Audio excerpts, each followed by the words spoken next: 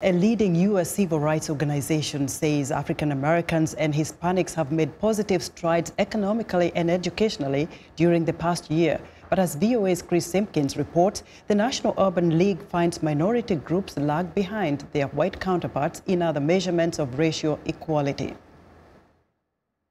The theme of this year's State of Black America report is Protect Our Progress. National Urban League CEO Mark Morial says blacks and Hispanics, the nation's largest racial minorities, are better off economically than a year ago.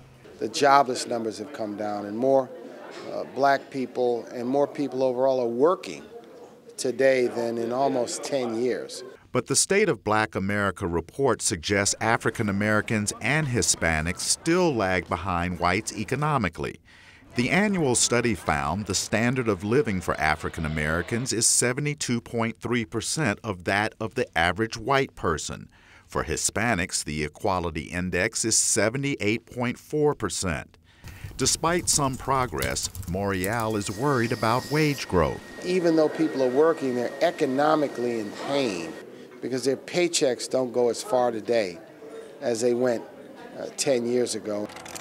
The index measures quality of life for blacks and Hispanics in terms of economies, health, education, social justice, and civic engagement. According to the report, racial disparities plague minorities when it comes to social justice equality, noting that more blacks are jailed than whites after being arrested.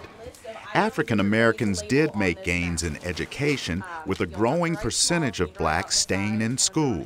We've seen progress on decline in the dropout rate, as well as we see more African Americans gaining associate's degrees.